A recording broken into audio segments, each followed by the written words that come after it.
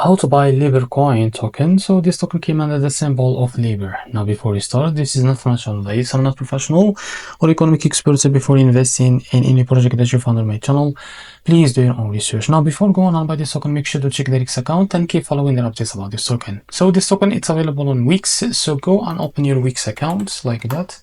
So after that, go to home page, and now in the search bar, just type Libre like that.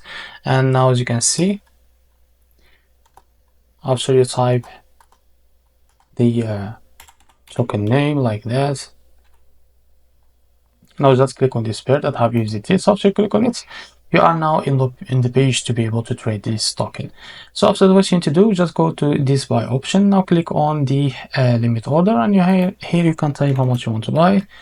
So as you can see, here we'll be able to see the total that you should pay, and now click on buy the Libre token. If you select the markets, you can drag this to see how much a percentage that you want to use of that USDT on your account in order to use it to buy this token. So this is how to buy Libre token. If you found this very helpful, please like and subscribe. See you next video.